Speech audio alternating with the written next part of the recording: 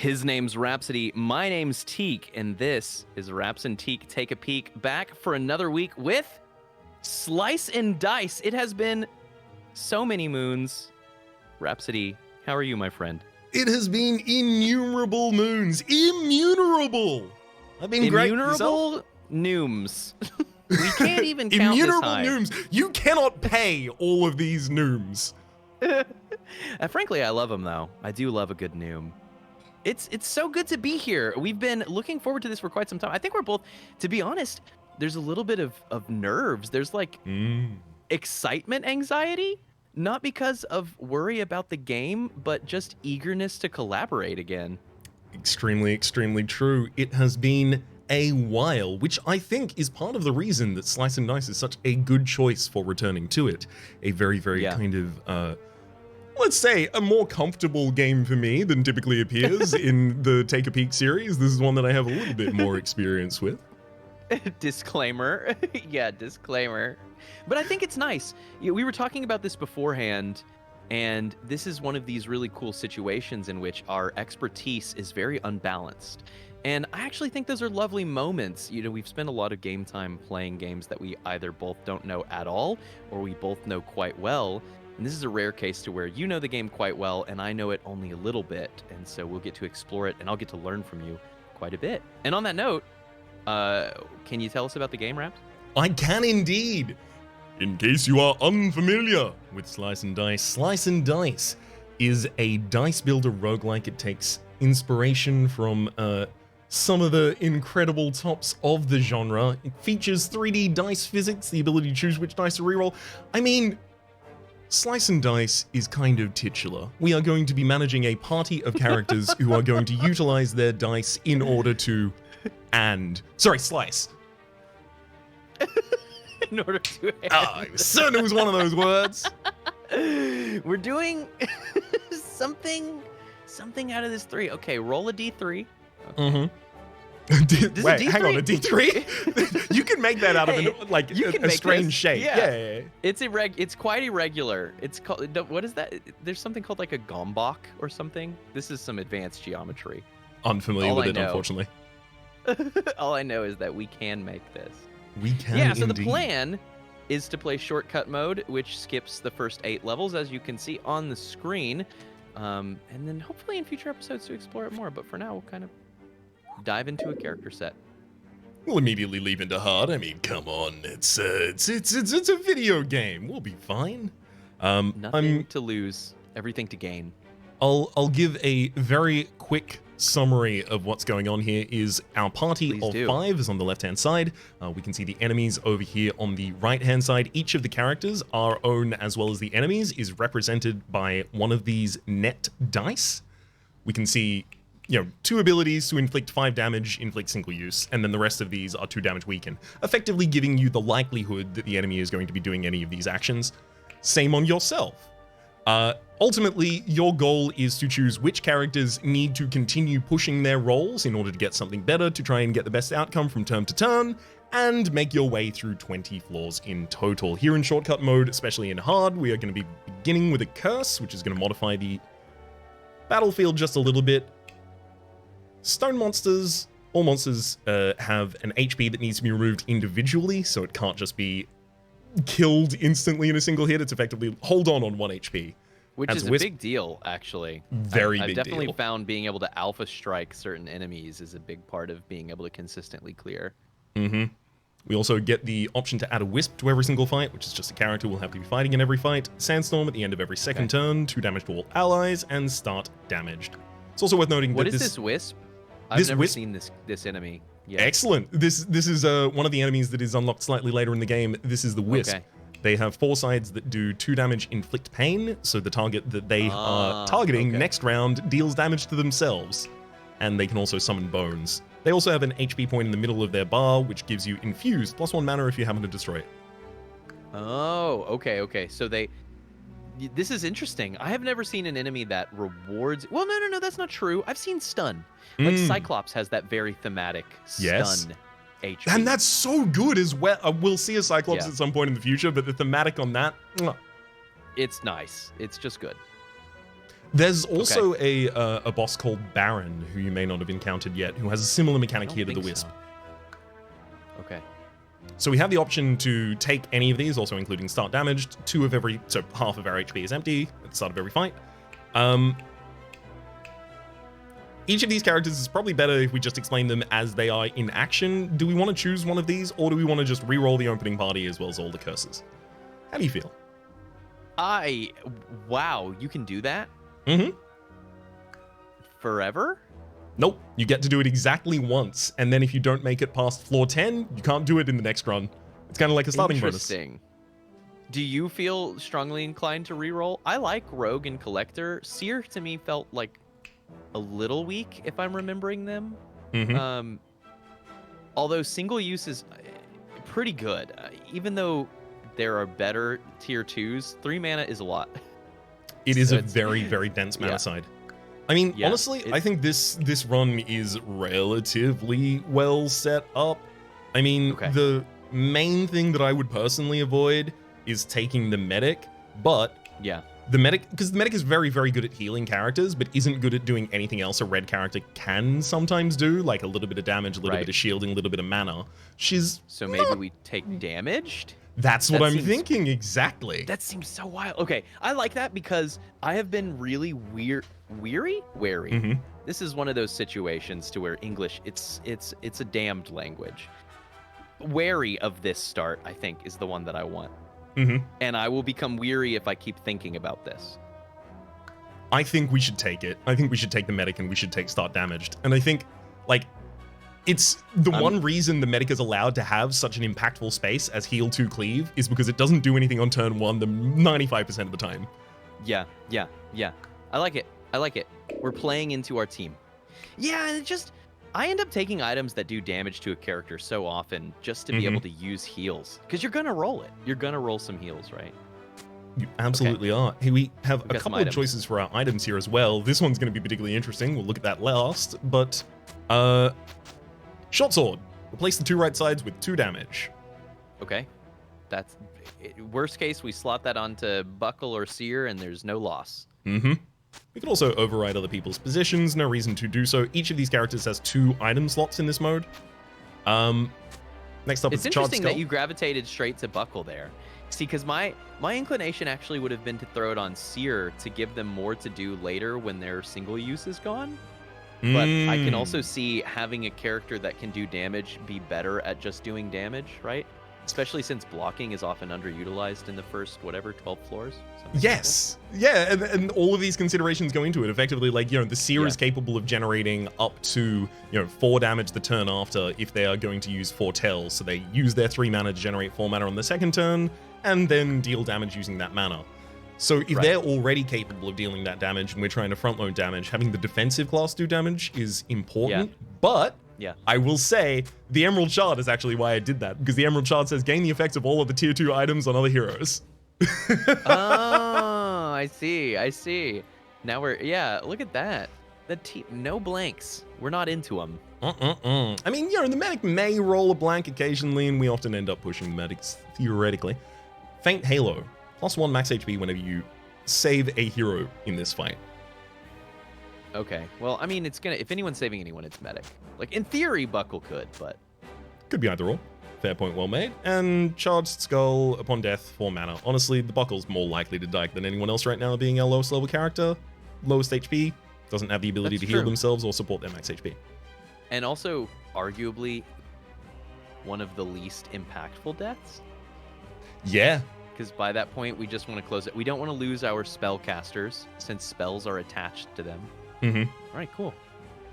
Man, I feel like we're really throwing people in. You know what? I'll say this. If you are actually brand new to Slice and Dice, which is very unlikely since many of you will have watched Rhaps play it, just stay tuned. I did an introduction on my Twitch channel, and I'm sure I'll do an introduction on YouTube that's like a super bare basics easy run. But I think that if you're patient, you'll pick up a lot of it, because this game it puts it all right in front of you. I mean, that's one of the things I like about it. It's very accessible, actually.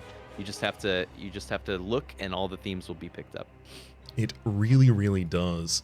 Our rogue has one of their poison sides, which could be one of their best sides, but we could also throw that away for more cantrip possibilities. Seer deals damage. Okay, so we've got Quartz, which if you do exactly to their X, if you do exactly 5 damage, they die, right? That's their... Yes, okay. Guys, if this HP And is removed, then imps no on further. 4. Okay. Yeah, one of the weird things about poison that I found is that it's not good for alpha striking things because they'll get to attack first.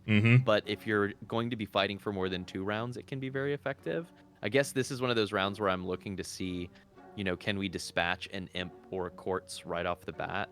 There's no overlapping attacks. We are currently losing Seer to who? We're losing Seer to one of the quartz, who's dealing 5 straight to them. Yeah. So I guess looking for 5 damage, right, is kind of a magic number. Definitely, this is an interesting case to where it's like, no, surely you roll for 3 mana on Seer, right? I think you do, that could just be the 2 damage from burst instead of taking their 2 damage hit. Okay. Yeah, it could be the 2 damage from burst. Oh, Rogue has a cantrip though, don't they? Rogue does have cantrip. Yep, 1 damage cantrip, which means it will activate when it is rolled up. I think this is very safe to reroll. I think you can literally reroll this whole screen. Agreed. Okay. I'm happy with pretty much all of these on reroll. Collector's Duplicate just duplicates it to allied sides this turn. There will be some keywords that you may not necessarily be super familiar with, but they encounter themselves commonly enough that you will be familiar with them soon. Okay. Okay. So we can straight up kill the quartz if we wanted to. Yeah. Yeah, Collector is guaranteed to produce at least 1 damage, and if they make 3, so we're safe to reroll them, and we might get AoE. And do. Bingo. Look at that. Look at that. And we have a save from Medic now, which is one of the things we want. So we can see the Medic is getting more max HP by doing the save on a different target. So saving a target is preventing them from taking lethal to the intent that the enemy has this round. Little growth, throw some little AoE, little damage at those quartz until they dead. Beautiful. It was a beautiful turn. What a beautiful wedding. What a beautiful I said the bridesmaid to a waiter. That's what I overheard. I mean, I can't really remember anymore what they say past that, but that surely there's some kind of wedding. Yes, and what a shame. Let's take out another one of these quartz, possibly. Honestly, too bad we're weakened. We are weakened deeply, unfortunately. It means the Medic is incapable of rolling any of these sides, courtesy of the Inflict Weaken status from the enemies. -2 to all sides this turn on our Medic, who now can't roll anything, or our Collector, who can roll a total of 1 damage exert if they really need to. That might have been, actually, especially once we saved the Seer, that might have been a call to kill one of the weakening quartz instead. But I doubt that it makes a strong difference in this fight from here. Like, I think we'll be okay. But, yeah, it's something I didn't really consider in the moment. Very, very fair. Let's take out the one that's going to kill the Seer. We will be losing the Collector. No phenomena. Which is actually completely fine. You can lose characters each fight, and they will come back in the next fight with half HP. Or you can just carry them through, and then they'll full heal at the end of the fight. We did this to demonstrate the effect. To you, the viewer. Do as we're saying, not as we're doing, you see. First level up. Yeah, we're offered the ability to change the buckle into a cleric or a knight. So now that we've got like an individual focus on each of these different characters, I'll very quickly show the sides. We've got 1 mana, heal and shield 2. Shield 2 cleanse, which reduces negative impacts by 2, either incoming or currently on the target. And then the knight has exert sides, which replace all sides with blanks until the end of the next turn. Steel sides, which modify their own impact by the current shields on that character. So shields up the knight, and then they give giant shields to someone else. And pristine does double the effect if you have full HP. This is super interesting because I think that knight is a generally more effective character just because when I first started playing, I really underrated big number. Like, exert is not so bad as it seems. It's often actually just fine because it kills something, right? Yeah. Or it allows you to finish something off. Whereas cleric is playing around with all these lower numbers. But I do wonder if having just that little bit more mana could make a difference. And also cleanse is just an incredibly valuable effect in this game. It really is. It gets especially powerful when you're facing foes like the zombie, who has the ability to give 2 poison to one of your characters. These characters don't have that much HP. They just die to that eventually, unless you constantly upkeep them. But you can prevent the entire impact. Also true. So I think there is a really good argument to be made here for the cleric, and I think the clincher for me is that, similar to the medic, the cleric is able to use the heal and shield 2 on turn 1 effectively. Yeah. The question is, if we do this, that kind of negates the interest in using the sword on them, because we don't want to lose that cleanse necessarily, or maybe we can for some fights. Like maybe this fight that's coming up right here, we're just not that worried about cleansing, and so we just take the extra attack. I can see this. And that's one of the reasons that like the ability to modify your items between each individual battle is really, really important. Batum. You can have the short sword. Well, I mean, the collector's most likely to die on 2 HP at the moment. Yeah.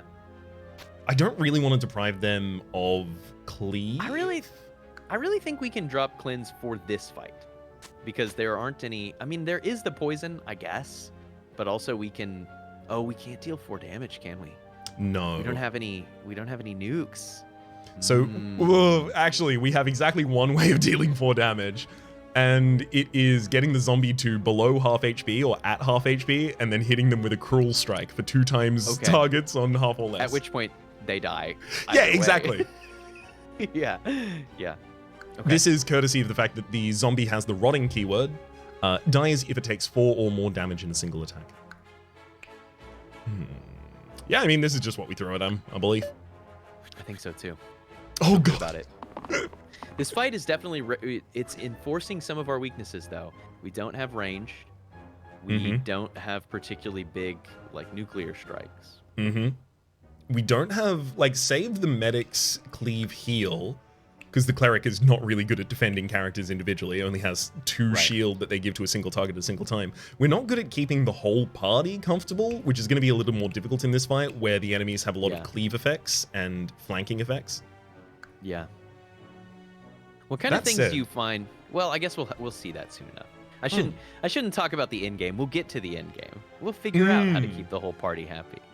Yes, I will just say that these items, wait, hang on, can't bring up the item screen at the moment. The items on our characters, they get better commensurate to the level of when we pick them up. They're going to be pretty good. They become very transformative. They get incredible. Yeah, level 9 items are like, oh, that's like a whole extra character. I mean, I think everyone else kind of is comfy to push their rolls here. I think we're going to need the ability to upfront more damage against the zombie. Yeah. Yeah, as much damage as possible, right? I see no sense in playing particularly passively here. Seer for their 2 damage side? Honestly, actually, that might be one of their worst. Yeah, I guess the growth mana is not so bad. Seeing poison again is not the end of the world. You're right. We can re-roll that. Neat. Okay. Are we able to save collector between their block and the heals? Yeah, they're fine. Absolutely. And in fact, we can even get the medic to do the save. Nice, which gives them the vitality. Okay, this was spicy. So are we just pushing down zombie, or are we splitting the Slimer here? So I think it should be pushing down zombie. Okay. I think most of that is because if the zombie gets like another 3 damage cleave or a 2 damage poison off, life becomes very difficult very quickly. Right. Whereas it's just too much total net damage for us to manage. Okay. He's just a very scary man. Yeah, and we can't do the gimmick. Something for us to look for. This is, honestly, the zombie is a large amount of the reason that when I'm leveling up my orange and yellow character, a lot of the time I ask myself, how do I generate 4 damage? Yeah. If I can't, I need to find a way. It's kind of a magic number, right? Well, and if you can hit 5, you can one-shot nulls. Which is kind of wild. Oh, 4 one-shots a null. But don't they have DR? They do have a damage reduction. Oh, but they have 3 health. But they You're have right. 3 health. Wow. 4 is a magic number. It's so important here, yeah. Yeah. We roll range. This is so fascinating because but it's not quite enough to kill the sniper, right? But you almost want to do it anyway. It's not quite enough to kill the sniper, and we have no other way to deal damage in the backline, save the rogue hitting a lucky cantrip hit. Yeah. Oh, is that even possible? Yeah, cantrips can hit the backline, even if they aren't ranged.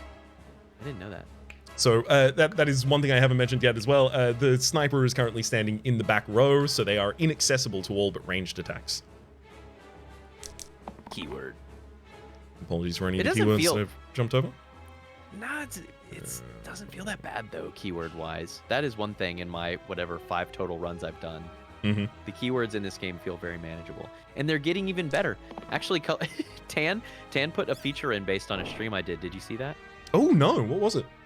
It's in the upcoming release. So the cantrip reroll is interesting in that it is one of these cases of a side which cannot be played. And it didn't say that explicitly. And so we recommended the unplayable keyword, which should be coming in the next update, which I think is nice. Spicy. It's simple. It's simple, right? It explains what you're looking at. Mm-hmm. And also a keyword that is going to be an important one that exists. Like, it will impact the way things work, because the way that you modify reroll sides, now they have unplayable as a keyword that you have to deal with. Or it might tease out some other items that can be included, like give this side +5 but unplayable. Which would be ridiculous for cantrips, but unusable for everything else. You know, things like that. Maybe we won't go there. It's a silly place. Yeah, it's nice. It just adds depth, right? We currently have the zombie attempting to attack a rogue who just hid themselves from all incoming attacks. So as a result, we're just going to use Foretell for +4 mana next turn. Nice. Zombie, safe to die to poison. We live through the turn. We've got at least 4 damage incoming from bursts. We're Gucci to Gucci. Extremely. Actually, I was trying to see if the collected just propagating that 1 damage to everyone was going to be enough, but no, because this Slimer because of the slimes. Yeah. Exactly. These little slimelets are going to pop out. That side, by the way, that duplicate side, is so tantalizing. You look at it and you're like, I know I can break you. But in practice, when you start to be able to break it, oftentimes you're getting to your tier 3s. Yes. Like, it can be done, but often it's like there's faster though. There's a collector, there's a tier 3 yellow character called Leader, I believe, who has a middle side that is 2 damage duplicate.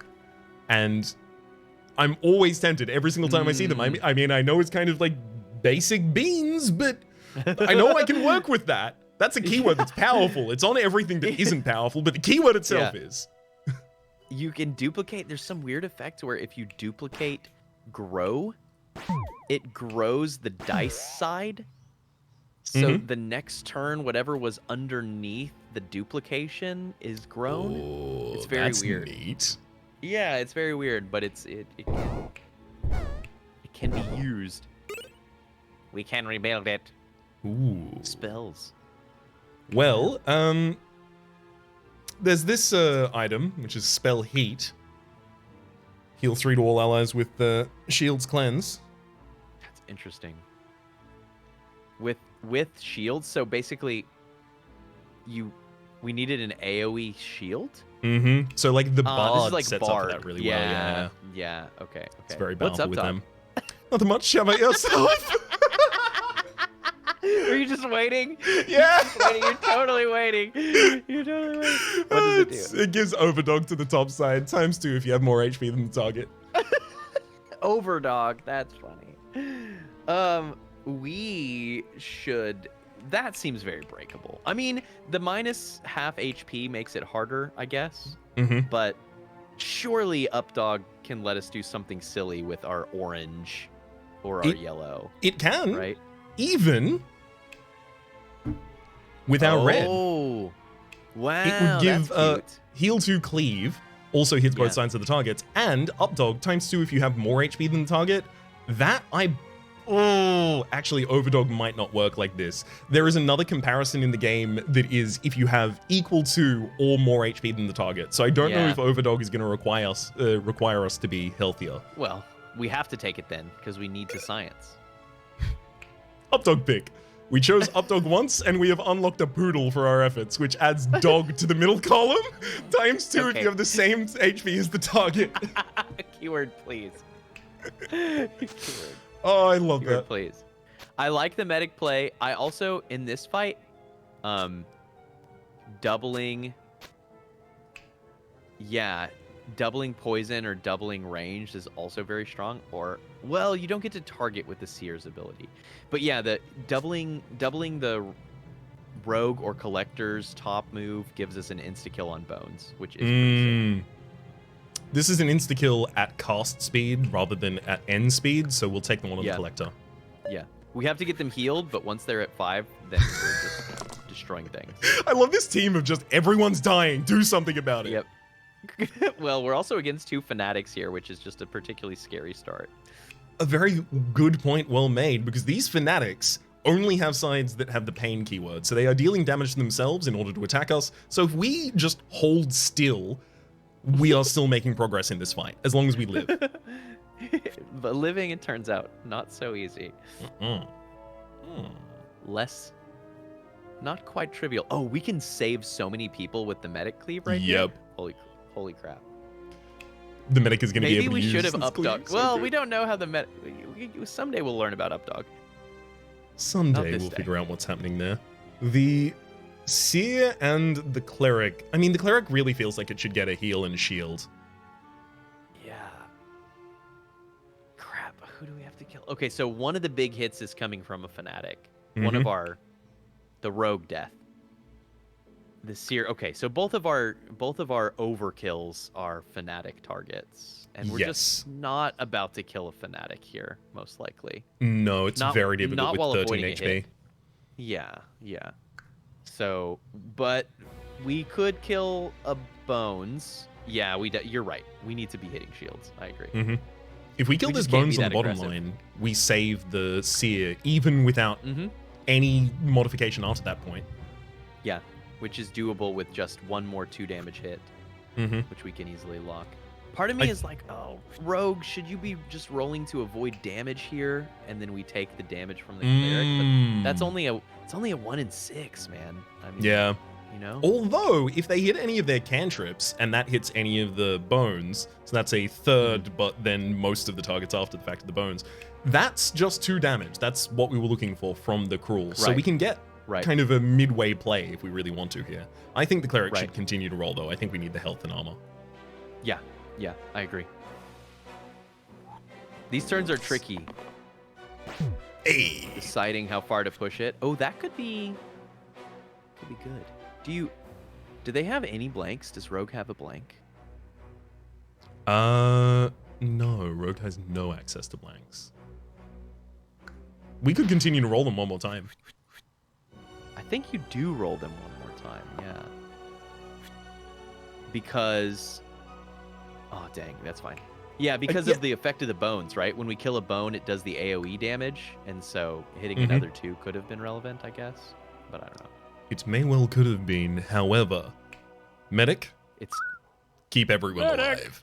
Ridiculous max HP on this Medic. Cleric can now keep Rogue alive, and then we target the Bones on the bottom line, and Seer remains alive. Solved. I think it's the Bones that's targeting Medic. Here's my reasoning. The top Fanatic is taking a lot more self damage. Yep. And I can see a world to where killing that top Bones, the red targeted Bones, gives us 1 of the damage we need to kill Fanatic on top next turn. I like it. There's a lot of this, and this is one thing I really like about this game, right? We were talking about this before the episode, Rhaps and I, that it's a very conceivable probability space.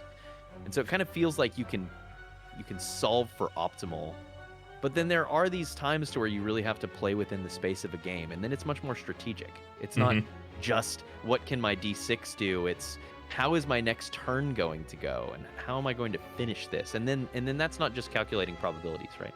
Yep. It's a lot more conceptualizing the strategy of the game, which is really nice. I've just fallen in love with the depth of this game. Oh my god. I've fallen in deep and I'm never getting out. Teak. This is my new bed. I can't quit rolling. This is where I live. Now, nice. Finally Good hit rolls. that 3. We're gonna need it, I suspect. I suspect so too. So we now have the ability to instantly kill a target. Let's just take one out like that and then prevent the fanatic. Boom. So we could do all of that, but then the cleric will still die. So Is that avoidable? Yep. Cleric heals themselves instead. Send out the burst to the top line. Still lose all of those targets. And the seer remains. Nice. Good solve. And interestingly, the medic can save themselves to get vitality as well. Absolutely. Which is pretty wild. There's 911. Call 911 medic. But not for me. Medic. I had a character kind of similar to that recently who was a prophet. So their top side was mana gain and heal. And they had rescue on it as well. And they had invigorate. Invigorate, a keyword meaning if you have healed this character, give +1 to this side equal to how much you've healed them. So I would just have the prophet get rescued by someone else, and then they would rescue everyone with this mana gain side, and they would have 40 mana at the end of the turn. And fight solved. Job done. At that point, you just choose how you want to delete the enemy. Speaking on choosing how we want to delete the enemy, let's blow up this bones on the bottom line and have its bone shards, dealing 1 damage to adjacent targets on death, kill the fanatic for us. I'm trying so desperately to focus on this fight, but the second I saw Medic 911, that it's like Sean Kingston song or something came up in my head. Somebody call 911. There's a fire burning on the dance floor. Do you remember this song? No, 10. I'm 10 afraid I years was old? never 10. I actually skipped straight over it. I went from 8 You to see, 13. How convenient is that? Yeah. Just if you simply don't do that age, then you don't have to worry. I about just the opted out. The thing is, consequences. most people don't realize you actually opt in by default on the form, and you actually have to go and contact the office individually outside of their office hours. That's right. You can't contact them in their normal office hours. You actually have to wait for the night crew to take over and contact them and file your request to skip between ages 8 to 13. It's only 8 to 13 as well. Just those 5 years. It's a strangeness. This is too complicated. I'm not sure how you managed to do this. You know, we can manage to deal 4 damage to a target very consistently if we have access to something that says range engage. Engage does 2 times to targets that are on full HP. What if So it the said assassin range, can engage, and up dog? Ooh! Wait, Do you sorry, wanna what's up, nuke dog? everything? Oh. No, not much. Oh, okay. Fate also has heal and shield 2 mana gain, which I love the density of this space. If you increase this by 1 pip, you get a new healing, a new shield, and a mana. Yeah. Triple dip. It's triple dipple. But just imagine that bow. That's a ballista. You gotta be inclined towards this bow. I have to be. Also, one very big point here is the assassin also has a 3 damage poison side. Incredible at helping us take down bosses. Which we have to solve right now. It's just right in time. Like, being able to do instantly 4 damage against Bones in the Lich fight, it's gotta be... And we have a cleanse, actually, for Petrify and stuff. It's of we dramatic have a decent setup here. Dramatique. You know, we'll be in this fight for a wee while. I think these seers should probably start growing this side. I think that sounds just about right to me as well. Although the medic is it's getting just- so much value out of the heal that it needs to stick to it. Yeah. I was like, why is Assassin hitting? It's just Bones hitting Assassin, so we're good. Trouble is, unfortunately, I was excited to do 8 damage to Lich with the Assassin's bow. But if we pop the Bones next to them... Oh, you know what? We can, though. We can. We can just shoot the Lich. It's ranged. It is. That's not how Overdog is going to work for us, though, unfortunately. We have to have more HP than the target rather than less. You're right. I thought I was an underdog. I had forgotten what was exactly up. But it's okay. This actually does work out really well for us because the assassin then insta-kills this Bones. Yeah. Yeah. Which then also does enough damage to that Bones to die to a collector. So we get to take 2 of the targets off of the field instantly. Yeah. The Lich This responds does by make me doing some wonder if things. we can spam Vitality in order to what? Do 8 damage? It's just too cute. It's too thin. I'm not sure what misfired in my brain that had me thinking we were about to do 8 damage to a Lich. I think what it was excitement. It's honestly, it's totally reasonable because there is, as you may have imagined, an underdog who is on the bottom side and gives underdog to the bottom one. Now, whose idea was this dog line of keywords? If I could have contributed anything to them, I would have loved to. I would have called one of them Reggie. Reggie, of course, the classic name. Ooh, baby, that's the ability to take another Bones out instantly. Medic, you don't turn down the ability to get 6 health back on our field. Doesn't seem like a thing they do. It's going quite well. So it is. We'll even prevent the collector from taking some damage by killing the Bones on the bottom line. Nice.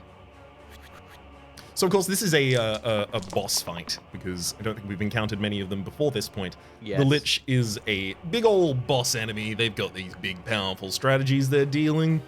The ability to petrify multiple of our sides, weaken all of us in AoE as well as summon Bones. Their main power is being in the back line and just summoning an army. Summoning an army, as you might expect.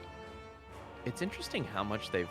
This fight is incredibly variable. We've seen mostly bone summons, which is actually decently friendly, so long as we have any scaling at all. Which we do, at least on Seer, right? A little scaling mana gain. But... Just a wee bit, but it goes a long way. A wee bit. Okay. 2 targets down on top easily, and then... Ooh. I know, it's interesting. Do you want to foretell? Yeah. I think so. And then just have a big dispatch turn. They're summoning again? This Lich is insatiable. This Lich is lonely. I feel bad. They're just like constantly like making friends out of clay and we just walk in and kick them out of the kiln. Stepping on them. Please stop killing my friends. Please, I'm so lonely without them. But you just keep making bones, mate. Why don't you make something more fleshy? We've just got like solid critiques of his work, actually. Well, you know, it's just not quite as lifelike as you're capable of. I know you can do more. I know you're just not applying yourself. Apply yourself. So many bones fall before our might. You know what? If we actually kill the Bones on the top line, the Lich is going to summon another Bone immediately. So what if we just foretold some mana? Wow. You can foretell twice? Absolutely. So there is a there's an item that gives you the ability. There is an item that gives the version of this that is single use that has cooldown. Okay. That is pretty spicy. If we can collect this through to the back line, oh baby. Oh yes. It's time. We simply must roll what is needed. In fact, I think the mana just lets us get there. It's like... Probably, right? We've got another 3.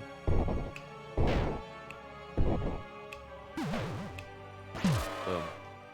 Boom. Wow. Just 1 Bones.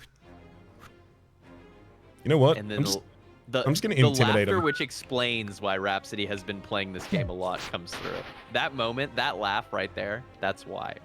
The laugh when you realize, oh, in my mind, this basically works, and then execute it and go, it does, and it's actually better than I thought. The feeling of puppetry.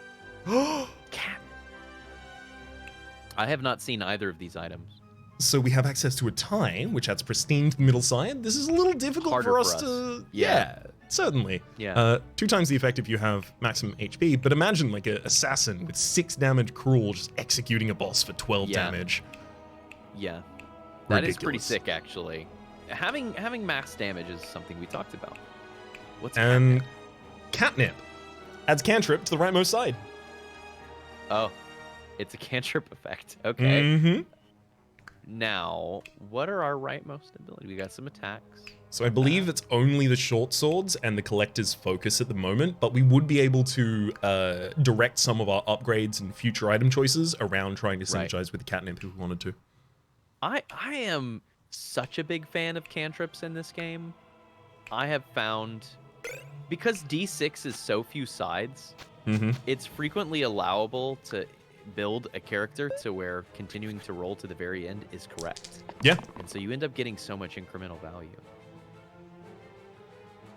Drastic. Okay. Big bad enemies. Demon with Hellfire. Definitely a cool enemy. A cool enemy who has the ability to summon imps, who themselves have the ability to summon bones, so you don't leave them around for too long. The core is an enemy who's got a very unique version of annoying. They take damage once and then go to the back line, so it is harder to deal more damage to them, and the ghost follows suit. After they take their third point of damage, they become immune to damage for the rest of the turn. Which I learned, by the way, you can just deal 6 damage and kill them. Oh yeah, you can even deal 2 and then just deal 4 to get past it. Which is interesting because I kind of assumed that was a cutoff point. That was not intuitive to me at first, but it's good to know. Hellfire can be avoided, by the way, with magic damage or poison, like non-sourced damage types. Yes, it can also be you, right? avoided with range. Oh, okay, right. It's a non-hit passive. Okay. Okay. Yeah, incoming damage numbers fairly big. They are large, unfortunately. The cleric, it feels like I can't even afford to continue rolling them towards cantrip because this is just their best side and damage. I agree. But hopefully we can get a couple saves here with medic if we hit the cleave. The AOE, which seems worth rolling for. I mean, what, it's 2 of the 6 sides? Oh yeah, we definitely can continue pushing the medic. That seems certainly appropriate here. Do we want to take the 3 mana, just blank lock that in on the seer? Like, it's the most impactful this turn. Yeah, I think so. This is a very front-loaded fight, right? That's my feeling, anyway. The enemies are certainly front-loading their effects as well. They're all doing the largest damage that they are capable of doing. Man, this is fascinating because now I think can we afford to reroll? Yeah, that was my concern. I think we actually needed to lock the heal and vitality there on medic. But we can probably still get out of our bind. The cleanse? Yeah, heal 2 cleanse, because heal 2 would be enough to save the seer, which then also gives the medic HP. Very true. But hopefully we can just kill something. I don't know if we can kill something right now. Hang on. Here's an interesting way of possibly accounting. Let's see. We can undo things if we need to go back to the start of the turn. So, cleric, just heal up the assassin a wee bit. Actually, hang on. Before you do that, seer generates mana. We'll use the spell renew to set a hero to 6 HP. Then I'm gonna heal the assassin. And I'm gonna use the ranged engage. Oh, we don't have Overdog on it! No! The whole turn. We do. Whole turn fell apart. It's the wrong one. Oh! Yeah, we did. Whole plan was to have too much HP and just blow up the ghost instantly. It was a great plan. It was a really good plan. Right until it didn't work at all. I have a crazy idea. Is it possible for us to save? No, it can't be enough. I'm like, can we duplicate this sword onto medic, kill something, thus saving one of our teammates? Does that even count? Does that count as a save? If you kill the enemy that's killing one of your teammates? I believe it does count as a rescue, yeah. Okay. So it is possible. Seer is going to have inflicted pain next turn, which is going to make it really difficult to do anything with them. Yeah, boy. Maybe that means we're just sacrificing them. That does feel like what we have to do, but it doesn't feel good. It doesn't. This turn is pretty rough. But also it is. So who are we doing 4 damage to becomes the question. Are we able to do 4 damage? We are. It would probably just have to be core, ultimately, to try and set up for the next round. Yeah. Yeah. We need to start thinning the herd. And then we, do 2 damage to ghosts so that they're set up to die to a 4, if possible. Leave demon and pray for forgiveness. It's like cleric self-heals, I guess? Medic We dies. lose the medic and the seer. Look, I'm not thrilled about this. I just work here. Burst to keep the seer. Unfortunately, they will have inflict pain, but they will still be a target to soak up hits from enemies in the next round, and they'll live if they get another round further into the future. Right. It's something. Sometimes we have to settle for something. This is one of those turns. It's just pretty tough. Starting at half health is just pretty nasty. It's a lot of damage. We found our overdog. I'm just gonna lock all of these to see what we can do with them. Right. Overdog instantly kills the ghost. Collector instantly kills core. Leaves us with... Yeah, that's just a really good turn. Yep. I mean, Demon we have to deal summons with an the imp. next turn, but it seems fine. Also, Didn't leaving use the demon mana on there full to health avoid here. Pain, for those wondering why we did not use that dice side.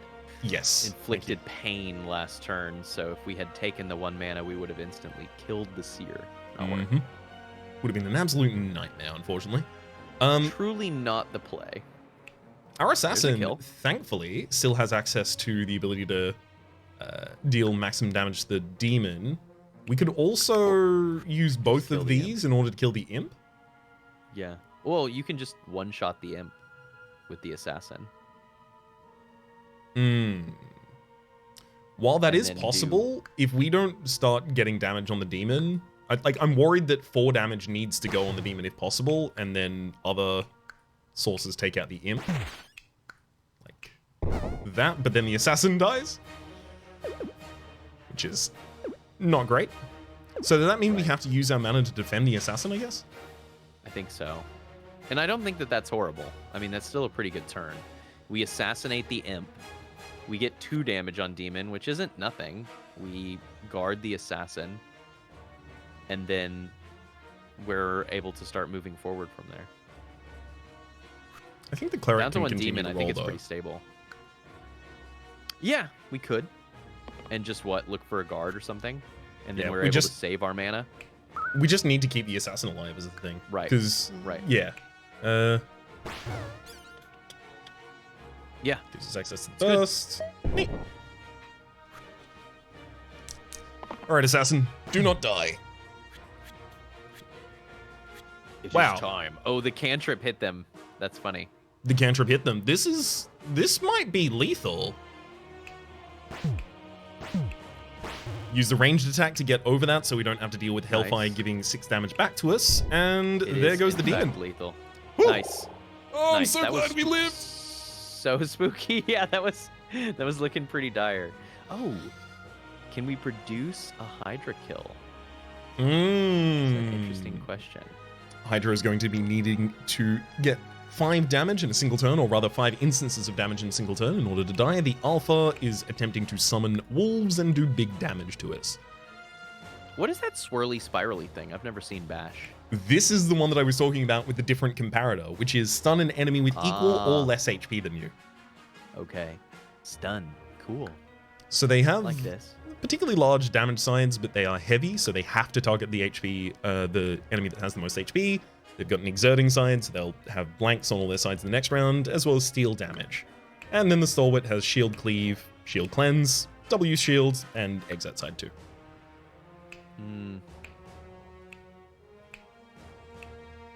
I kind of wonder. Oh, it's so interesting.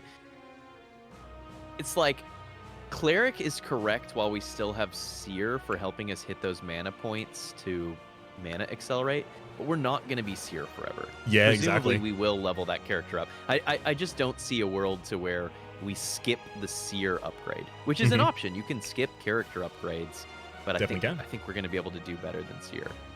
And in that case, maybe it's just Stalwart, more cleanse, more consistent shielding, which really helps us to stay alive, especially with Fully half agreed. damage. at this point as well, we're not going to be using the Emerald Shard anymore. Because it just gives the effect to the short sword, and we don't need that. Yeah, I mean, I guess it could go on Collector if we just wanted guaranteed 2 damage instead of situational. It's like arguably better, right? Yeah, actually it is. In this fight in particular, it is basically the same, slightly better. Yeah. We'll do it. Now, do we need to hit this thing 5 times? Oh, we're just going to be able to hit it 5 times using spells. That's the plan, right? We build up some mana, and then we're able to, like, burst, hit. Mm-hmm. Okay.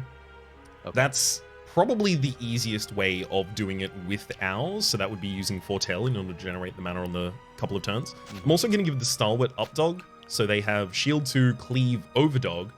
So if they have more HP than target, and because they're a defensive class, they are more likely to, they'll Cleave 4, yeah, 12 defense from that single side.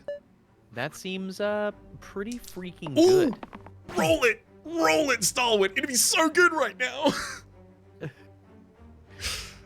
I think everyone pushes. That would be so many saves. We keep rolling. But everything? Yeah, everything, I guess. Why not?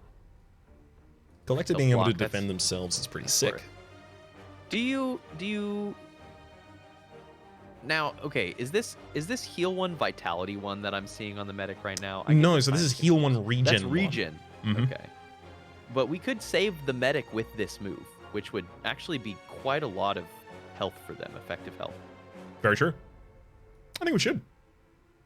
Seems worth.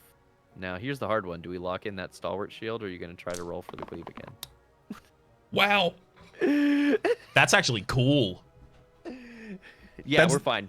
This is really cool. So all of the other sides were shielding, but instead, we get the damage side, which now sets the alpha to below half HP, so Assassin just assassinates them. 1 hit. Simple, effective. 1 hit and 1 kill. Oh, before that occurs, though, the medic is going to heal themselves in order to get the bingo extra little pump out of that.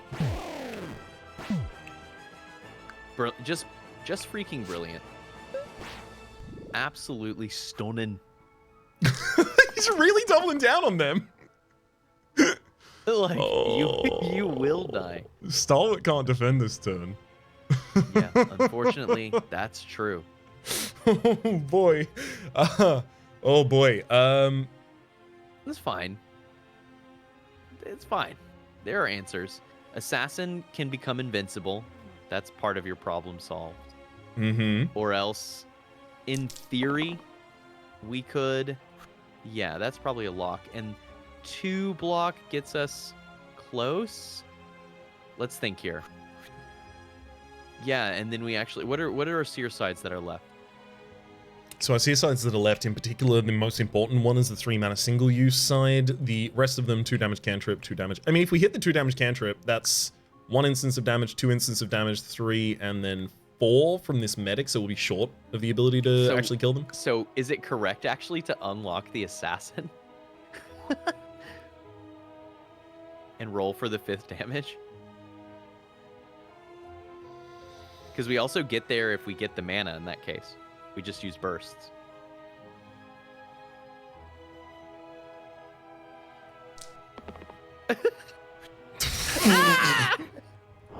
Hardware. Why are you like this, Seer?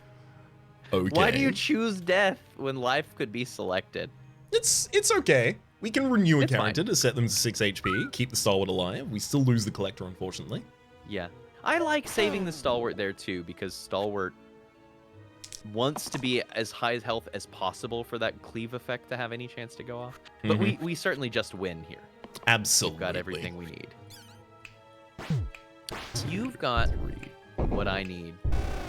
How could you say you're just 5 heads? We even had excess at the end, Wow. and we have the ability to even improve our burst, giving us Burst 3 Plus damage or is 3 pretty shield nuts. instead. But I'm sorry, is that Boots of Speed? That's Boots of Speed, +1 reroll, replace the left side with dodge all enemy effects and attacks. It is hard for me to say no to +1 reroll for the whole team. It is just Very a lot fair. of value. I'm happy to put it on the Collector. Overriding that exert space is kind of fine by me. Yeah. And a challenge So we're being offered the ability to take in 2 extra monsters here, the Basilisk as well as the Gnoll, 2 of them quite difficult, but... I have never seen this. This is like events or yes! something? I've never seen this. This is cool. This is the thing, like 60-ish hours into the game, I unlocked this. Okay. And it was like, oh, sweet. There's events as well? Okay, interesting. There's more than this as well. This is just a little bit of a taste. But we would be able to get, and importantly, we would get these before the fight begins. Oh, wow. Okay. So they help us through. Citrine for +1 to the rightmost side. Friendship Bracelet, +2 empty max HP, but monsters flee if you have 5 times as much HP as them rather than 10. And Cursed Bolt. After a spell is cast, self-damage 1, but you get +1 to the 2 right sides. Wow. Okay. After a spell is cast, but +1 to the 2 right, and Citrine Ring. This is so abusable. Don't we also have Catnip? We do. So all of these would be duplicated by Catnip. Yeah. But can we actually win with against 8 monsters or whatever? It's a pretty nuts fight.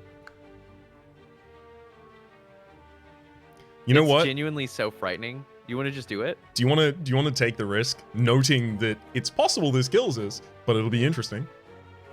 I'm kind of leaning that way. For exactly that reason. I'm not even convinced we win this the majority of the time. but if we do, I'm actually kind of convinced we might. Here's my reasoning. The Emerald Shard gives the effect of all other tier 2 items on all other heroes, not potions. Right. So we're going to be getting the Citrine Ring after the Short Sword. So Short Sword, then Citrine Ring. And then if I give that to someone else, they get a 3 damage cantrip at the end. Yeah, which is pretty nasty. And we've got Boots of Speed now, so we get 3 rolls. Mm-hmm. What are we doing? What was the other ring effect again? So this is a wait, hang on. It's the Cursed Bolt. Is this the one you were referring to? Yes. +1 to the 2 right sides. +1 to the 2 right sides, as well as 1 self-damage after a spell is cast. This is so...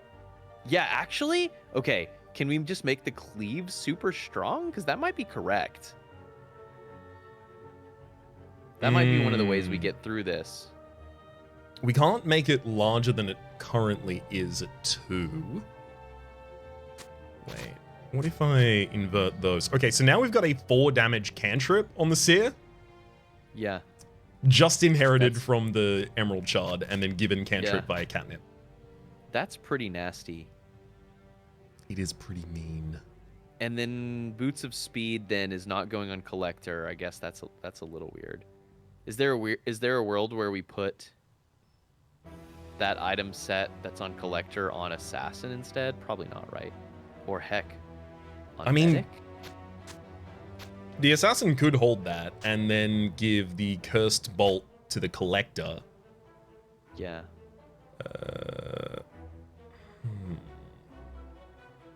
Yeah, that's kind of like maximum impact for the Assassin having decent sides, as well as the Collector, as well as the Seer inheriting the best sides. And then that gives us the ability to use the Boots of Speed for the overwrite on the Collector, and the Medic can inherit the final sides. That's a pretty incredible increase. Hold up dog. Yep. Up dog? Up dog stays stalwart. Presumably that's just the play. Yeah, that seems to make the most sense to me here. Yeah. I'm with it. I'm so glad we had Emerald Shard and we get to actually use it like this, because it looks like Emerald Shard is inheriting the items from like 1, 2, then 3, then 4. Like, so you have to plan your other characters' builds around what gives you the correct order. Because if the final one they apply is the short sword, then both of these are just short sword sides regardless. Right. They don't even get increased. Hell yeah. But instead we have potentially some really crazy damage output. We might live this yet. I think our team is very strong. I think so. The Seer also is getting 2 empty max HP from the Friendship Bracelet as well. I mean, it's just so much value. One thing we should keep an eye on, the Collector and Seer are each going to take 1 damage every time we cast a spell. Oh yeah. Just a little thing. They're reinforcements. They don't even get to come in the beginning. Okay. So that's a big difference. By default, they don't get to enter the fight at the beginning. However, if I kill one of these enemies, they will spawn, but they won't spawn being able to attack me yet. Okay, so it's just like a slimelet. Mm-hmm. Cool. Wow. Honestly, this whole setup right now might already be good enough. We have the ability to undo and go back to the very start at any point, but let's see how this operates, because this is just an instant kill on any of the gnolls that I want to take out. This easily finishes off a snake. We can heal the poison off of a target that's about to get it. We can defend the poison off of a target that's about to get it, as well as cleanse them. Giant poison for a basilisk. Nice. Nice. And petrifying aside, that's single use. Mm-hmm. It's just very good. You take out the one that's otherwise going to make the Starwit have lower HP, so they have access to Overdog. I think that's a great turn. I agree. This is one of those times to where, you know, my brain is really tempted to be like, okay, but could we be... Theoretically, is it correct to roll Collector one time to try to get the cleat? But we already just won with that turn. Mm-hmm. That's optimizing on a one fight, basically, right? Like, that turn was incredible. Very, very good. That's exactly where my brain has started to go with this game of instead of finishing every fight with like, okay, I need to finish every fight in perfect what I want to be my standard operating procedure post this point. Right. Instead, it's now, what are my acceptable losses? What, for my standard operating procedure to be set at this point, I need to know how many mistakes I can afford to make. And so I'm kind of dragging down the low end in that direction a little bit. Which is helping me learn a lot more about the game. Collector, that is so much damage you can avoid with that. The gnoll exerts themselves for no benefit whatsoever. For no benefit. For no benefit at all. Someday we're going to get that sweet cleave. One of these days. One of these days. There we go. Oh, you just wanted to see... You've wanted to see this cleave for so long. Like, please. And it worked. It worked out. Heck, the medic even gets to save someone off the back of it. Okay. Can we even... Sorry? Can we even save multiple... Hold up. Undo back to the first play here. Do the heal first. Yes. Yeah. That works out better. Just to say we did it. Just to say we did it. No, those are exactly the kinds of plays that you do want to continue to optimize around. Because that can certainly make a difference. Collector definitely still dodges. Oh, we can assassinate a gnoll here. We can. But this one's not attacking anyone this round, so we can assassinate that one easily. Boom. Basilisk will die on their own next turn. Let's tell ourselves a story of some mana next turn. Yeah. Take a little self-damage while we tell it. That's kind of a non-bow, right? Like... A little bit, cantrip style spells hurting our team. Oh well. Somehow I don't think it's going to manage to take us down. Nope. I suspect that you are right.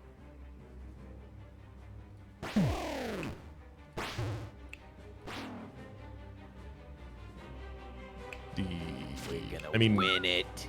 This is exactly what's happening in my mind at this point. This is basically going to get us there. I'm pretty sure. Yeah, that's enough. Because at this point, when it's like one gnoll and one snake versus your entire team, you are going to win, no matter what you do, as long as you hit them. Yeah. As long as you don't do anything really foolish. Wee. Yeah, like that. Make sure we actually have some damage. You're saying we shouldn't lose someone right at the very end? You know what? Actually, I'm not thinking that would be a good strategic idea for us at this juncture. Later on, we can look into the benefits. Team. And, yeah.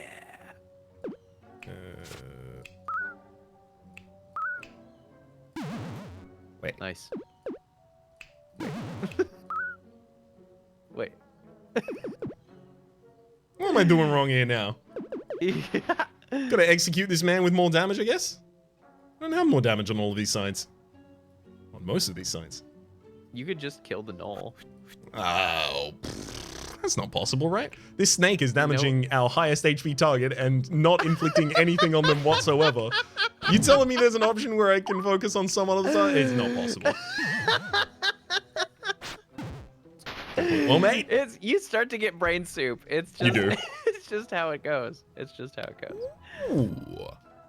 I freaking love Artificer, by the way. This was like an awakening for me. We're taking them then. I saw this at first and I was like, single use everything? That seems so dangerous. And then it turns out that it just makes you really strong. It's just like fine. It's sad. Are we gonna have to dump the sword? Are we beyond the sword times? I don't think we're beyond sword times as much as different people now need to hold things. Yeah. I think the medic gets the sword. Okay. Oh, we turned medic into the sword cantrip? Yes. Who's cantripping, right? Is it gonna be... Yeah. That actually seems pretty lit. Mm-hmm. Very, very pleased with this, I think. Team is stacked. Order of them Underdogs for now, staying on the cleave shield. I mean, it's been pretty effective. Mm-hmm. I could see it ending up on a level 3 yellow. I can see it. It's possible. Yeah, especially like I think their name is Brawler. The top side is 2 damage Rampage. Rampage, if you kill an enemy with this, you can use it again. Yes, I would love to see that for us. Just clear the screen. Now, what is Basalt doing? I don't know if I've seen that move. So Basalt is one of our bosses who is now, we'll talk about chip in a bit, but they are dealing 4 damage in weaken and flanking. So they're hitting the top and bottom target of our field, and they're going to reduce their sides by 4 as well as deal 4 damage to each. Cleansable effect, which is nice. And you can cleanse and prep, which is a really kind of a weird mechanic, but yeah, important. It seems weird, but it is so important that it works that way. Otherwise, things feel so much harder. Like, what? I'm going to roll cleanse in response to someone removing all of my ability to use cleanse? Right. No, it makes perfect sense from a design perspective. The Basalt's next side is also 9 damage inflict death. So death is now a keyword on all of the target sides for a turn. Not ideal. Not ideal, and they can also just summon slates onto the field who have 5 tough HP. Oh yeah, Vine is my favorite answer to those. You know this spell? The 1-cost spell? Incredible spell. Enchanter, I think? No, she has wings. I can't remember which of the red classes has it, but it is your... It's not... It's Herbalist, there you go. Yeah. I had forgotten as well. This is such a good almanac you can just pull up as well. Oh, it's so good. How the heck... Oh, what hero are you missing? Oh, I believe... Yeah, this one. I've not chosen the pair of kings, so I have not unlocked this hero yet. I still don't even know who they are. I'm rearing to go. I've been unlocking heroes this entire time, and again, hundreds of hours. Although not all necessarily on this version. Most of it's been on my phone at this point. Oh, wow. That's a good idea. Okay. High level, how are we dealing with this fight? It actually seems like it could be pretty hard for us. It can be. So Basalt has, thankfully, a built-in weakness, which is chip. The first time they take exactly 1 damage, they double it to 2, and then they increase the chip value to 2. So if you do 1 damage, and then 2 damage, 3 damage, 4 damage, you actually deal 2, 4, 8, 16. Right. Okay. Eh? Okay. Wait, 2, 4, 6, 8. Sorry. Well, I follow. It doesn't. Oh, it'd be better if it The did. exact numbers do matter, but it's we'll figure that out online. Okay, so that's exploitable, and so maybe it's worth locking in like a 2 damage and a 3 damage if we think there's some way to do 1. What does Blades do? That's a AoE damage, right? Yes, so that's for 4 mana, we can deal 2 damage to all enemies at the same time. We don't have many ways of dealing 1 damage outside of the Collector right now. But maybe this 2 and 3 is still lockable anyway, just because in the worst case it kills a quartz. I mean, that's pretty good. I do like that, but I think we can do that with the Artificer's Blades and then the Assassin as well, so the Collector can continue to push. Can look for AoE or something, right? A. OE. Exactly. OE. Medic, that healing does keep the Artificer alive this round at least. Keeps the Starwood a little bit healthier too. It's interesting. There's two options, right? We can AoE heal the Collector, and that saves Assassin. And then we can cleave block Medic, and that saves Artificer. Or we could do the exact inverse. Or we do the exact inverse. Yeah, it's whichever. I'm gonna push one more time on the Collector. Oh, never mind. As it turns out, I didn't roll at all. Rolling is overrated. Could have sworn I had. Blades through the enemy. Wait, hang on. Right, because as soon as we cast a spell, we're going to take damage. Is there a better order to do all of these in then? Oh, to like set us up to get more saves? It's interesting. No, unfortunately, because we're saving that target anyway, and only one person cares about that. Okay, there's the blades, and we'll take out... I mean, the Artificer on the bottom line is already getting weakened by 4 by the base salt on the top. Okay, so they're already completely deactivated. Yeah, exactly. So the Quartz hitting them also doesn't really matter that much. So I think I'm going to just veer off that hit. Get rid of the damage. I guess that leans us towards putting the block on the bottom, technically, but I think the turn was fine. Since we actually ended up Despacho. Stalwart definitely can't use the 5 damage strike here, unfortunately. Assassin's not going to be able to kill anyone. Assassin literally doesn't need to roll at this point. There's no reason to. Yeah. It's pointless. The Artificer can heal someone, though. Which might actually just be correct. I mean, there's no reason not to roll for it, at least.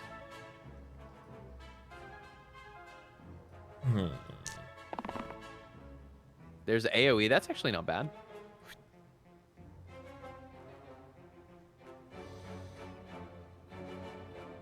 Or are you trying to hit a 3? Unfortunately, Artificer has been weakened 6. Yeah, I'm talking about on Collector. Yeah, Artificer's only hope would have been to have crazy mana and then do a charged hit or something. So one of the things that I'm looking at is if we use the cleanse from the Stalwart, we can prevent some of their weaken this round in order to get some damage back on these characters. So, like, I can give 1 to... Like, this. Actually, this is what I'm looking for. Now the Assassin has 1 damage. Because it was weakened by 4, and we managed to remove 3 of that weaken from the cleanse. Yeah. Sorry, that's where I was sitting the entire time, just trying to figure out how the turn was going to go. No, I was looking at a part of the turn, and you were looking at the whole. That was very clever. Using the weakness as a mechanism to get the chip. That's good stuff, Rhaps.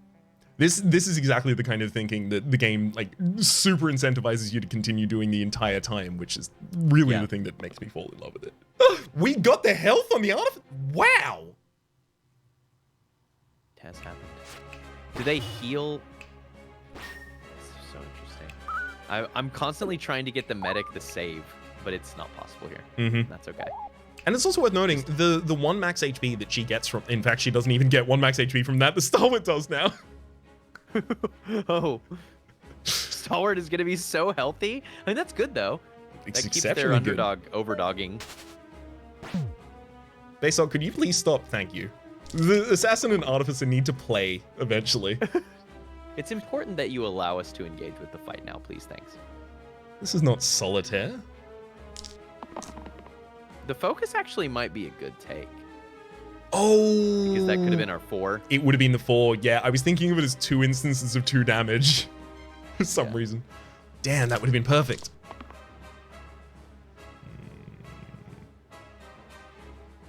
I know. I mean, we're living. Roll it. Oh my god! Baby. It came back? Just simply get what you want and never don't. It's a good strategy. We'll see if it works out for us over the course of the run. Basalt. Trying it again to take right down now? the storm. Is it on 5 now? Yes. So an instance of 5 damage will deal 10 to the base salt. Can we do 5? Is 5 a number? Yes. Stalwart we have can. the exert hit. Yeah, which is probably correct, actually. They certainly do want to continue rolling at this point, so nothing risked. Do we not lock and do we look for the cruel? Because isn't it 3 damage cruel? We could win this turn against Basalt at least. I'm down. Possible. I don't know if it's worth rolling that hard for, but it's possible. Artificer self-healing this turn with a 3 damage, being able to take out the quartz or something like that. Really good. Yeah. There's our cruelty. There's the cruel. Oh, Stalwart, is it worth it, or do we just lock in the... Goodness. Well, I mean, worst case scenario, they just hit a different shielding side. Right. Yeah, and that's not such a bad case, right? Like, that's actually just really strong. It's sick. It sets up... wait, actually, medic heal first, then the Stalwart. Boom! 2 saves. Everybody healthy all of the time. We can still do a ton of damage to Basalt here if we did... I guess that works pretty well. Oh, they were already below half, weren't they? Yep. Yeah, so that was the 6, as it were. Mm-hmm. As you are. Carry on. Hop, hop, hop. Now, Slate. It's too much. I'm ready to slay this character. I mean, it's hard to turn down the poison when the Artificer is offering it. Yeah. Yeah. Focus and just damage is... It's hard to turn down. We're just gonna win. I'm just gonna kill him. Oh, do we have death this turn on Stalwart? Mm-hmm. Okay. I almost missed that. Very unfortunately, they're not going to be able to contribute much at all. Death. We will take out the base salt. We will lose the assassin, though. I mean, I guess I choose whether I lose the assassin or the Stalwart, but I would prefer to lose the assassin.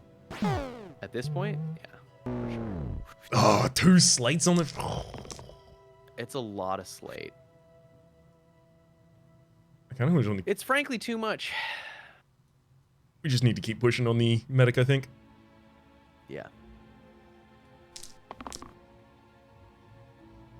Yeah, because we should be able to keep up with their damage output now with our superior heal and blocking. Regen seems okay. It's not bad, but yeah, I really want cantrip indicators or instants in this fight. As being able to take out one of them this turn, not that one, is going to be ideal. Ooh, but that's the one that's been hit already. We can't cast anything this turn or we'll lose the collector. Unless we just want to renew. Which is not terrible. Cast that second, right? Like, let them take the damage, then renew them. But I need to use all of the mana, otherwise the slate doesn't go down in the first place. So there's no space for a renew, I I see. It's okay.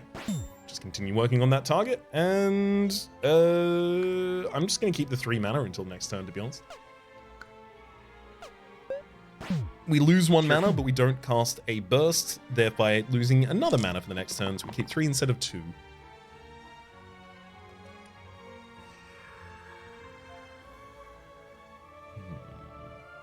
More instances of true damage. AoE. We simply seek the damage out. Yeah, avoiding all damage lets us cast spells, I guess. Hey! If only. 1 slate down. Nice. Whew. Fight solved. I'm kind of surprised this last one hasn't run away, just because we have so much more HP than them. Yeah, it says something like you need 10x, and I don't know how that works exactly with sturdy HP. So it works exactly the same. And we should Okay. only need 5x right now because of our friendship bracelet. You're right.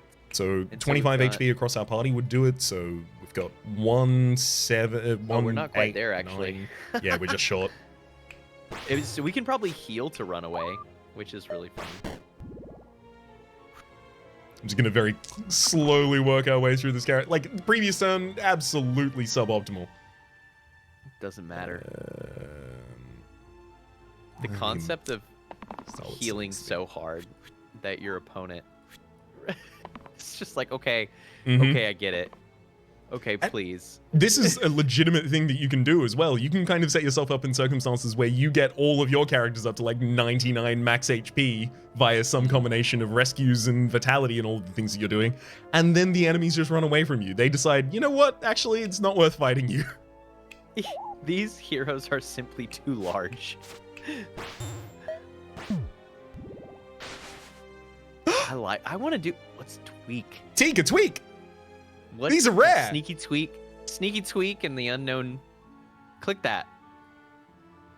Optional T.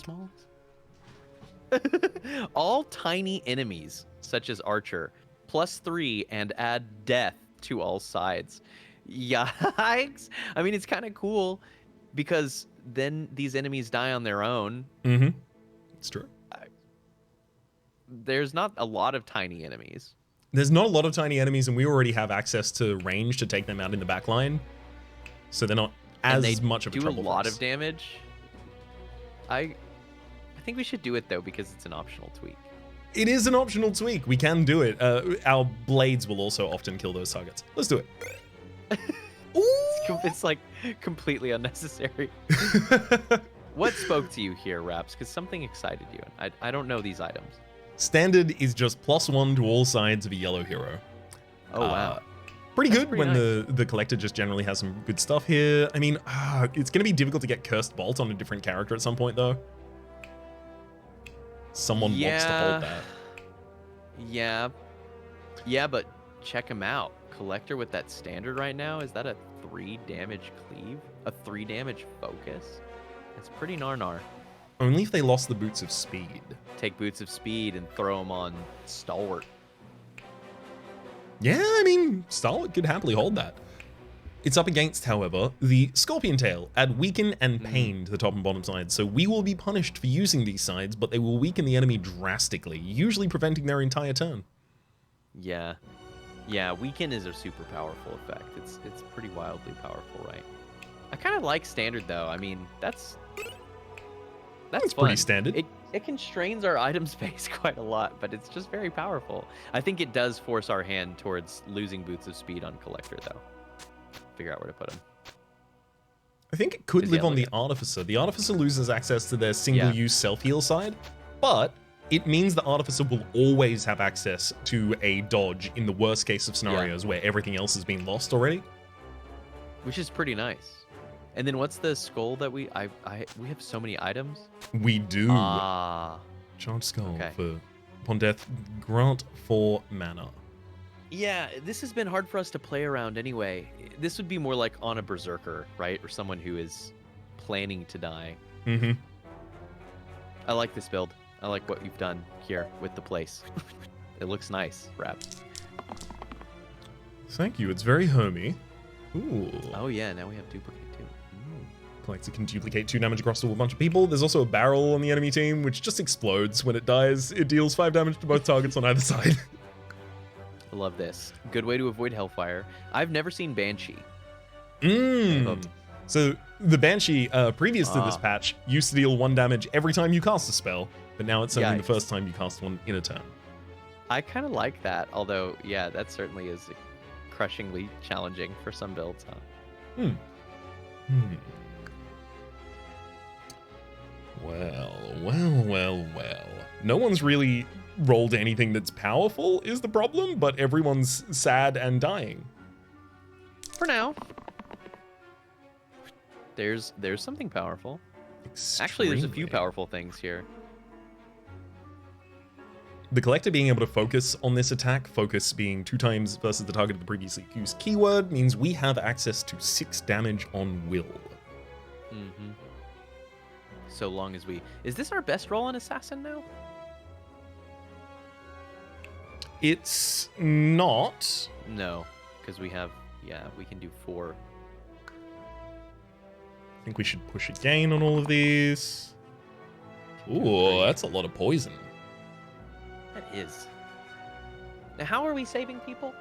So we would be saving everyone except for the medic with this. Is it time for science? Wait, stalwart the stalwart. I need to know. No. Okay. So it's greater than. It has to be greater than. We know. Which was what you thought. It was what you thought. Unfortunately. So, medic is getting attacked by... So, I've said the word so like 600 times in the last 2 minutes. Have you ever been suddenly self-aware that you're actually an NPC? 100%. Yeah. That you're caught in some kind of CPU loop? A friend of mine pointed out, I want to say this is about 2 months ago at this juncture. A friend of mine pointed out, hey, you say to be clear a lot at the moment.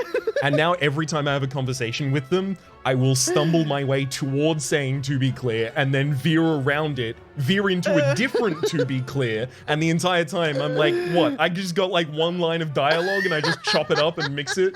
Like it feels like bumper carts, right? Like every time you avoid one cart, I just keep coming back here. What is happening? I thought I avoided this one. You can't avoid fate. This is what happens. We can never take time off again, is what I've learned. I should never not be creating content. I 100% hear that, having returned recently. Oh, we got name reveal. Well, medic's not keeping themselves alive. Let's just give up on that pipe dream. We simply need to accept that they are dead. I mean, there is one world where they aren't, and that's the world in which we kill Banshee. Hard kill the Banshee on turn 1. Which seems like fairly reasonable, actually. It's certainly and a then barrel world the we demons. can inhabit. I actually like this world. Now we can cast more spells. Mm-hmm. We barrel both of the demons to avoid their hellfire. It's a nice little world. Ooh. So demons have 12 HP, which means if they get below 6, they immediately die to this cruel attack. That's the first time I've ever noticed that when you make that exclamation, it sounds a lot like Boss Nass from the prequels. I'm not familiar.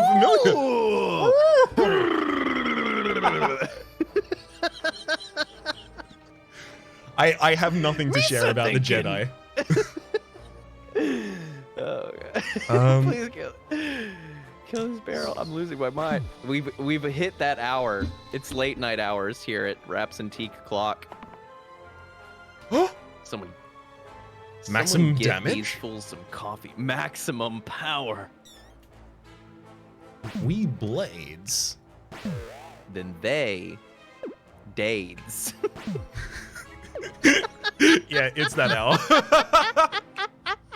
We can avoid both of the on hits by getting the barrel to take them out. Yes. Be slaying. Okay, so can we talk about eccentric real quick? Absolutely. Look at this character. Imagine the power. First of all, standard just makes that. Is that a 5 damage AoE? It's not AoE entirely. Okay, this is not descend. cleave, but descend, so it does hit 2 targets. Right. Notably, that does mean that all of these sides do enough damage to insta-kill these wisps. So it's like Very true. immediately relevant to this fight. And the question becomes, how do we fill those other slots? And this is something that I was curious about. This basically rewards some of the earliest game items. Because like level 1, 2, 3, and 4 items are more want to replace those slots. Late game items tend to go further to the side, right? Definitely fair. Okay. I just think that this character is really interesting. I don't have a strong opinion that they're necessarily correct here. I like how different they are. Because they are the eccentric, they should feel different. And the D6, it looks different. And they do feel exceptionally different as well. As you were pointing out, a lot of lower tier items give you the ability to replace these early slots, and they're attempting to do that, usually. Part of the reason they're a low tier item is because they're offering it over what is usually a good slot. Like the medic has one of her best effects in the middle side with the heal and regen, charge single use on the artificer. These are sides you typically want to keep on those characters. So the eccentric gets to avoid that, but they also get to double down because they also get the slots filled in the end, which not all characters do. The assassin by base doesn't have anything at the end. The stalwart does, but they're kind of atypical in that way. The medic doesn't usually. The artificer does, again, atypical, but they're only single use. It allows you to consistently use the things that give power to your final slot. For example, Yeah. imagine an eccentric here that is cantripping, because cantrip is only on the medic right now because they have access to that, but it's cantripping a 5 damage descend. That's actually pretty nuts. It's we insane. could try that. It could just win. Like maybe it's actually the choice. It's just too cool for school, right? I mean, you can't. Yeah. This is the coolest that cool has ever been. Like to call this any less than actual insanity. And we have 3 rerolls, so it's okay that we only have half our sides. Mm-hmm. I think it's gonna feel fine. And in fact, Ooh! even have the ability to get the medic their faint halo back, and the stalwart Yes. can hold the cursed bolt, giving us 6 damage on exert, but also shield 3 double use, just in case. Just in case. Just in case. This means we have to like play around keeping the most health while taking some damage, but stalwart is also raising their own max HP, so that works. No, now medic is. The team is too strong to think about these inconsequential considerations. Precisely. I think the assassin really wants to roll for an engaged side here. Cruelty is not going to be particularly powerful yet. Yeah, agreed. The question becomes, with eccentric, I think you reroll here because you have 2 more rerolls. Mm-hmm. It's a 75% chance that you'll hit A5, and you've got a, let's see, 5, 6, 25, 36. So you've got about a 1/3 chance you'll hit the cantrip descend, and then we just win. I'm comfortable with it. It's a scare. Like, we could get skunked. We could totally get skunked. We got it in the end. Down. This is going to be fine because, and this is what I was kind of planning, the secondary route in the background, which is the Artificer has enough to get us blades, so we can deal 4 damage in AoE, or sorry, 2 damage in AoE to all of the enemies. And if I use Eccentric and Stalwart against the 2 cores, we can take them out despite them being in the back line. Nice. And if I optimally choose my target before I start that, in fact, attacking this Wisp, I believe we can also keep everyone alive. Heck yes. That's a sick turn. It's kind of weird because you are typically want to take... Whoa, that's too many enemies. Sorry, what is happening? It's too good. What? Cantrip, 5 damage descend. I'm keeping it. What is happening in this fight? Oh no! All of the wisps counted as small, so they did more damage, and then they summoned multiple bones, and then they summoned 4 bones each, and then exploded. And now the bones are doing that. Oh no! God! Something. The bones are their dollars. Okay, we have to win now. We have to win now, I think, is how this goes. And then we didn't get any mana out of the wisps because we didn't kill them. Oh goodness. Yeah. Oh my god. Yeah. We didn't kill them. They just bypassed that, so they get to survive. I'm not going to finish rolling here, but I do want to see how effectual we can be on board if we choose our targets correctly. So Artificer and the Medic can each stay alive. So we're looking to try and keep Assassin, Eccentric, and Stalwart alive. So the Assassin is currently taking the most damage to that hit. And if I target there, I can keep the Stalwart and the Medic alive. Cool. But Eccentric is arguably our most important class here. Yes, but there will only be 1 bones at the end of this turn. All of these targets are dying to attack me. That's a good point. That's a good point. I'm dying to attack you. They're absolutely dying. This actually is kind of optimal for almost every character on board, because Stalwart can't do better than that. Medic saved 2 characters. Artificer dodged, saving their own life. I think this is actually the best we can do. We'll take it. What a freaking wild house. I can't believe they almost ended us with that. Yeah. Yeah, we got caught off guard by our tweak. Certainly not worth taking, by the way, but we had to.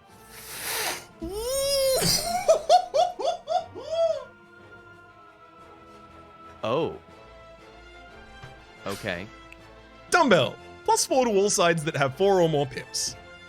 I understand now that we can be so strong. We can be Just to jacked. see it, what does Charged Hammer do? Is that a 10 damage that also has Charged. Exactly, it's 10 damage heavy and charged. So it does additional damage equal to the amount of mana you are holding. Having honorarily spoken to it, now we click Dumbbell. And we turn Eccentric into... Now, may I pitch you on a possible alternative? Bigger than the biggest Eccentric? Yep. Okay, pitch me. The Artificer. If the Artificer can get 8 mana in a single turn, here against the Hydras, that's almost a dead Hydra. Just bit bursts. Yeah, that's a good point. It's a ton of damage, and we're down to just big enemies, right? Mm-hmm. It's possible that the Eccentric does want to hold this in the next fight, and in fact, I would be more than glad to do it then. But for right now, Artificer, why don't you hold that? Yeah, I see what you're saying. Okay, I dig it. There you Yeah, go. it's a very good Artificer item. It's just a good item. It's just a pretty good item. No surprises. Tier 9. Okay, so we're taking big hits.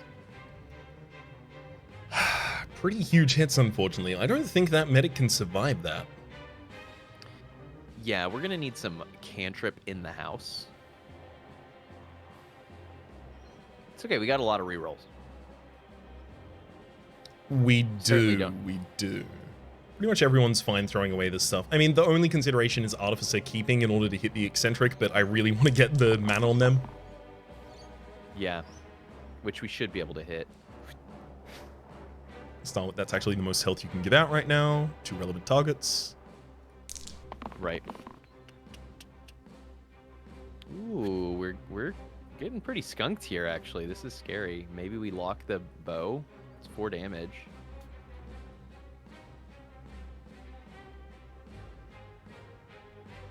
Yeah.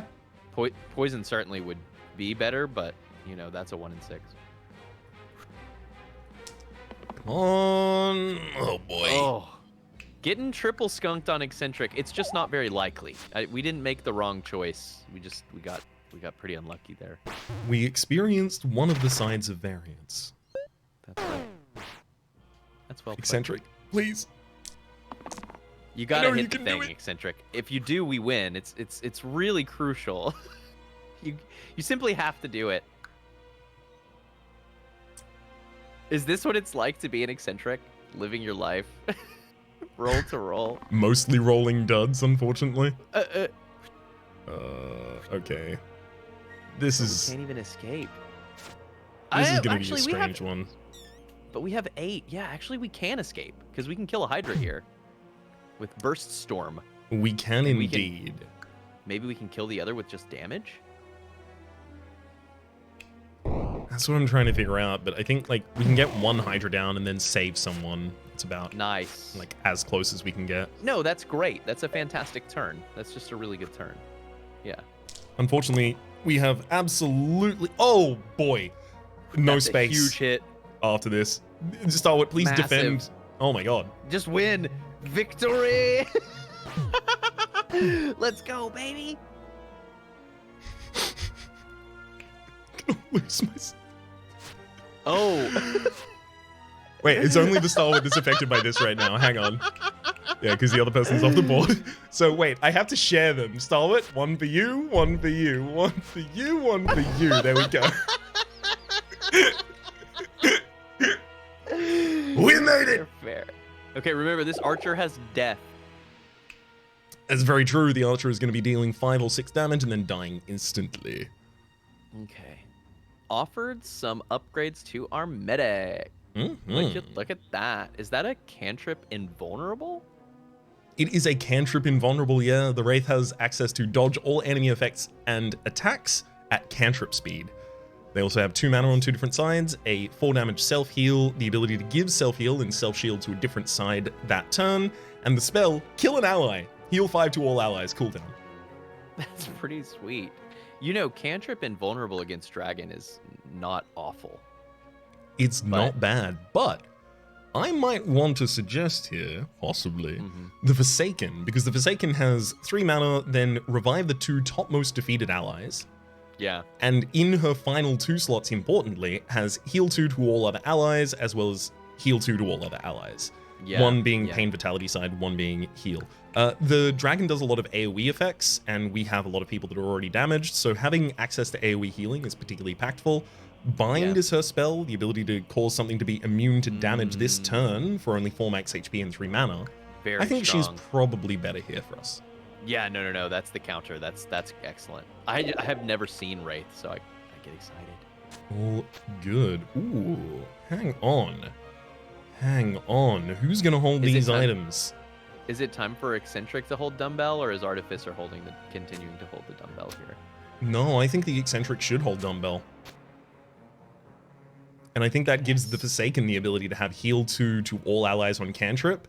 And if someone else is holding the Supreme Ring and someone else is holding the Cursed Bolt, 2 different 2-tier items, I can put the Emerald Shard here, and now it's heal 4 on allies cantrip. Yeah, that's pretty nuts. That's a lot of lost spells, I guess. I was meaning Dumbbell and Catnip on Eccentric, but I do think this is better, actually. I think the AoE heal is pretty gnarly here. I like this, definitely. I do too. Yeah, and we're not gonna win with charge because all of our mana generation is from Artificer. We don't have good ways to hold. Okay. I think this is it. I think this is the setup we need. Yeah, that's a lot of damage. Yeah, good with it. I'm just so sad we didn't get more value out of the cantrip Descend, but we got it in the one fight where it mattered. That was good enough. Stalwart with the ability to really, really keep someone healthy on the board at the moment. Eccentric can just delete the core. Seems well worth. And if we can hit... Are we rolling for range then probably on Assassin? Is that what you're saying? I would like to. I'd definitely like to be able to take out that with 3 rolls, archer. I mean, it's a non-trivial chance. Boom. Boom, boom. Get it some vitality. Not the end of the world. Just have to figure out how to survive this dragon. There goes that archer. The Stalwart can only protect themselves like that, and then the Artificer heals up the Forsaken, then they use their turn. Yeah, I lose the Forsaken in doing this, unfortunately. Well, we can block on the Forsaken. Yeah, doing them in a slightly different order there. I'm saying use the Stalwart's move on Forsaken, and then we just target heal on Eccentric. Is that not going to be enough? Oh, right, yes. Oh, now we're there by just healing. Yeah, let's do all of that, but then keep the HP on the Eccentric at the end. Or keep the HP on the Forsaken, rather. It's tricky. The combinatorics on that turn were large. So this only using poison thing, Dragon? Yeah. It's not good. We got our cantrip heal. Yeah, exactly. And it's like 95% of the reason we're going to be able to live here. 100%, you're right. The dragon doing poison cleave on both of its first 2 turns. I had a run earlier today that I was certain was going through everything. I had already started reciting the outro in my head. Cleave. Our whole team, none of them could deal with it. Thankfully, we do have access to a little bit of cleanse. You just can't cleanse that fast. It's just not possible. Yeah. Okay, but what we do have is good damage and poison. We will make it through this yet. And we do have, if we can keep Forsaken topped off, we do have res. And that might be our play, is to play around res. Mm-hmm. So are we going to go for more vitality here to try to get out of it? We can't do that, unfortunately, because the Forsaken will die to that. Well, I mean, unless they get shielded by the Stalwart in anticipation of it, which is actually quite likely. Let's do that. Boom, boom, baby. And that's a cleanse? Let's freaking go. Look at that team. That team's big. I can keep the Eccentric alive if we don't do that, though. But then you have access to no res with this much poison. Scares you?